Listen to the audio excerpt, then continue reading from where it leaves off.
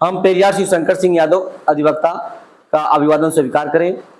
देखिए, सबसे बड़ी आज जो विडंबना बनी हुई है भारत देश में, हम 85% बहुजन समाज में जो है, जो ये सबसे बड़ी ये विडंबना है कि धर्म में ऊंच नीच, धर्म के आगे सारे नीच।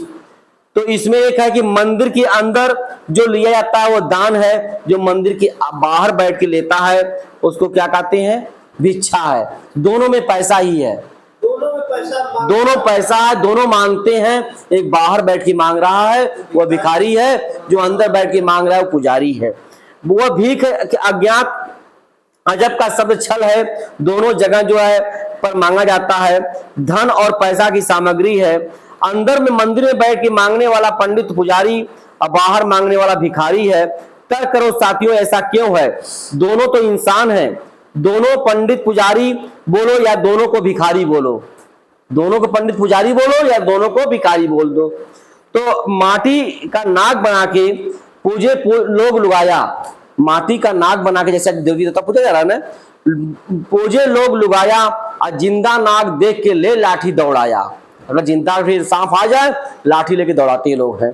लेकिन निकले ले लाठी धमकाया, जिंदा बाप कोई न पूजे, मरे बाप जो है पुजवाया। और मुट्ठी भर चावल लेके कौवे को बाप बनाया, मुट्ठी भर चावल लेके कौवे को बाप बनाया। तर्क करो यह सत्य है कि गलत है?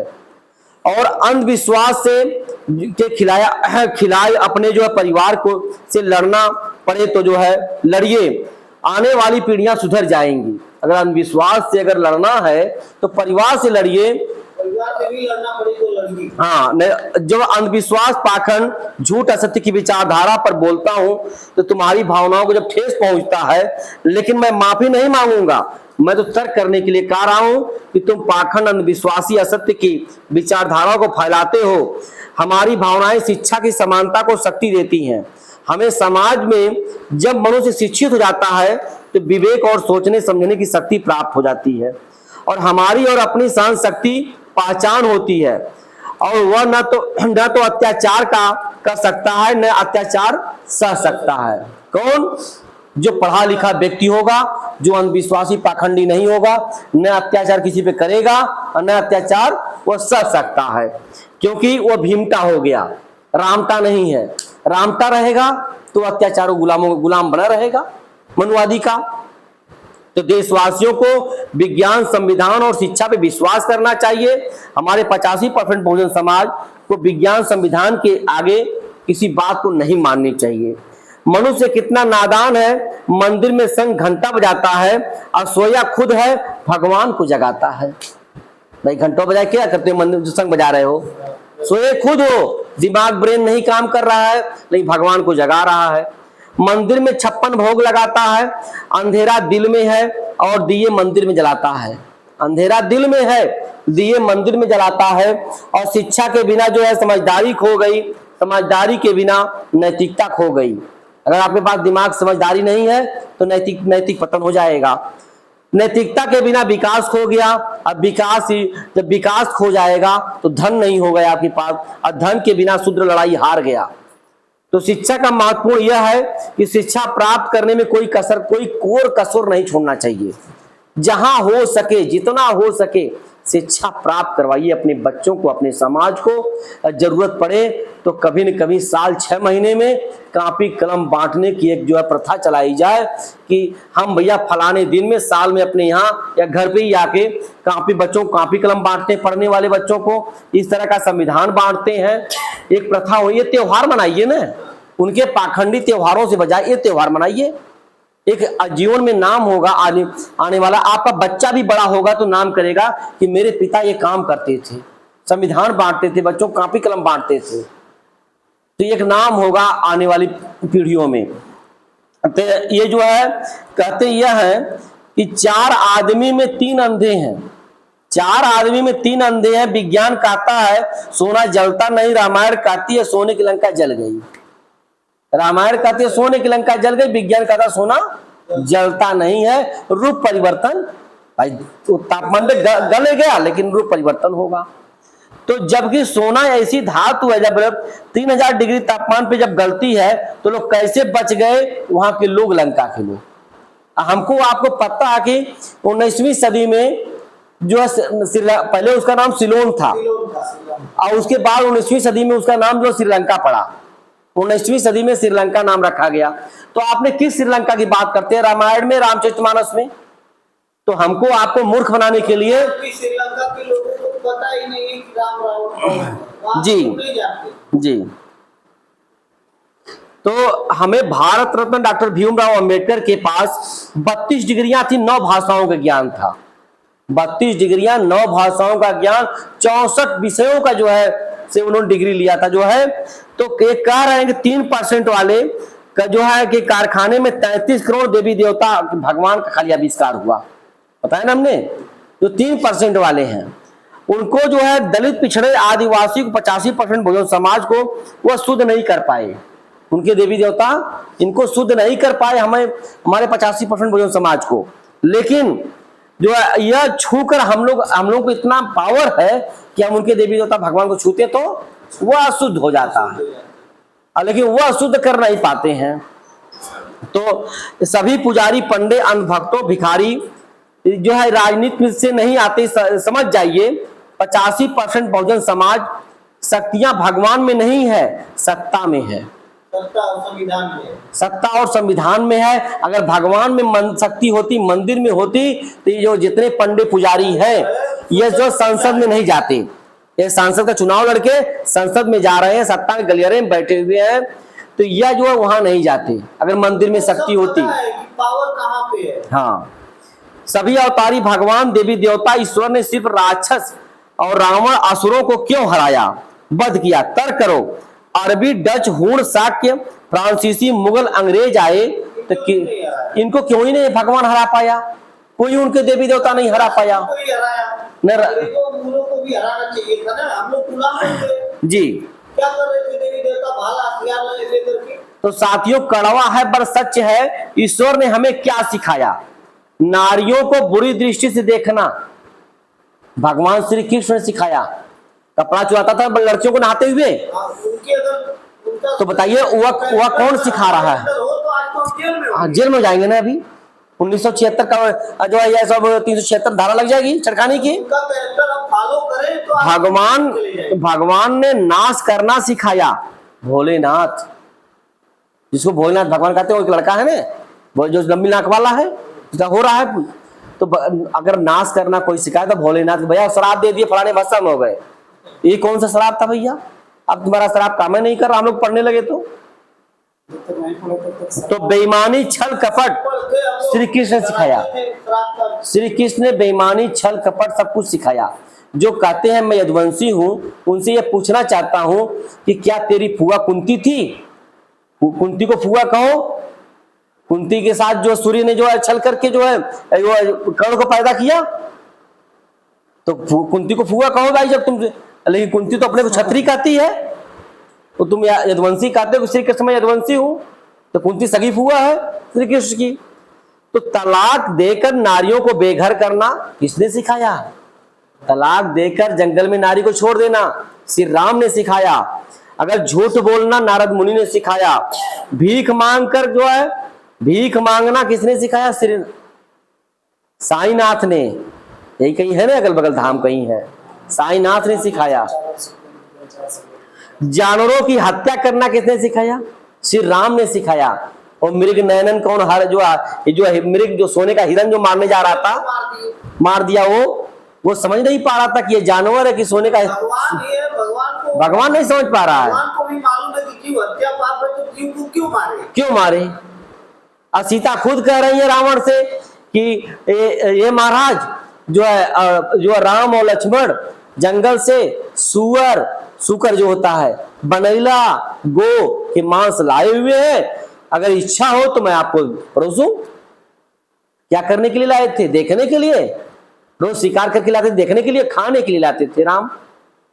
तो यह जो नारी पर अत्याचार करना लक्ष्मण ने सिखाया। लक्ष्मण ने एक लड़की अगर कह दे कि भैया मैं आपको शादी नहीं हुई है या शादी हुई भी है तो बताइए मुझे शादी हो गई है, लेकिन ये कर्तव्य नहीं बनता कि उसका नाक कान काट लीजिए या उसके साथ बलात्कार करिए। लक्ष्मण ने नारी पर अत्याचार करना सिखाया। जुआ खेलना पांडवों ने सिखाया। और जुआ में पत्नी को हारना, नारी सम्मान गिराना कौन सिखाया?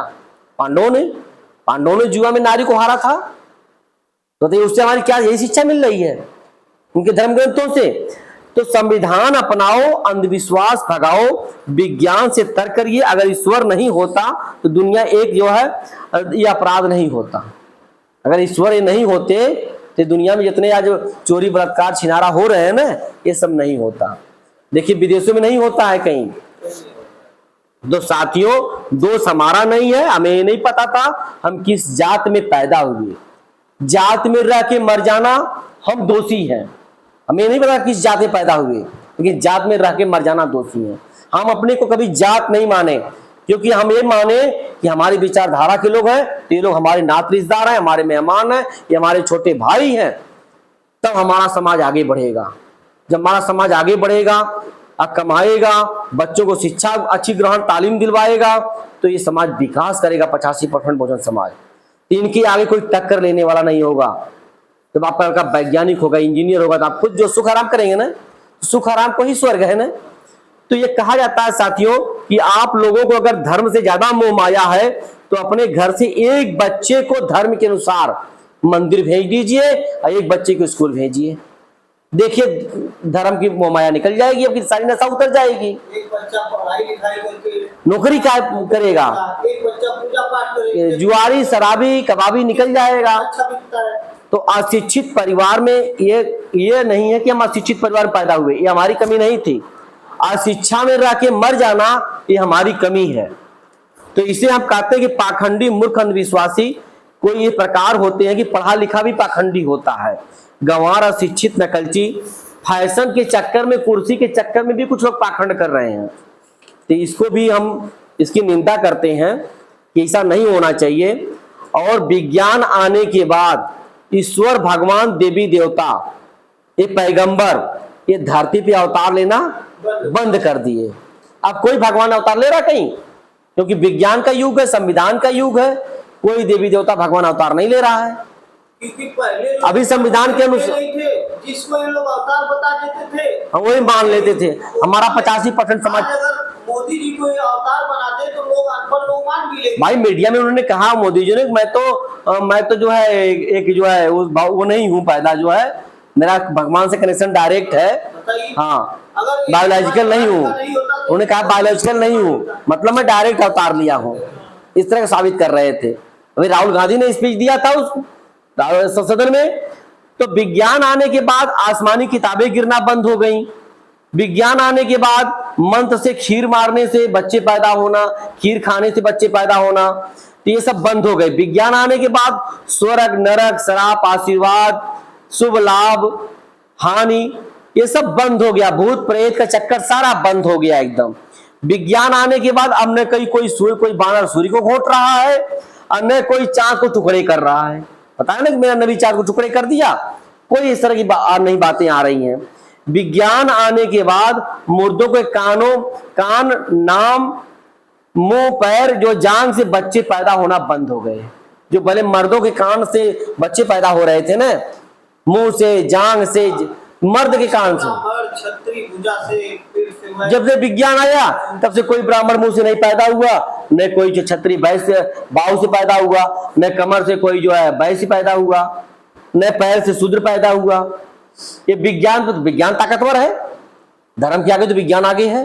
जैसे विज्ञान आया बड़ा मजबूती हुई। विज्ञान को मान रहा है वो तरक्की कर रहा है। विज्ञान, बुद्ध ही विज्ञान है। और विज्ञान आने के बाद पशु पक्षी जो संस्कृत बोलते थे, लोग बताते थे ना ये सब पाखंडी, तो जो पशु पक्षी संस्कृत बोल रहे हैं, यह संस्कृत बोलना भूल गए। ये श्री राम लिखते थे, ये भी बंद हो गया इनका। तो हम आपको कहते हैं कि जो हमारे आपके जेब में पेन है, ये फूले पेरियार अंबेडकर की देन है।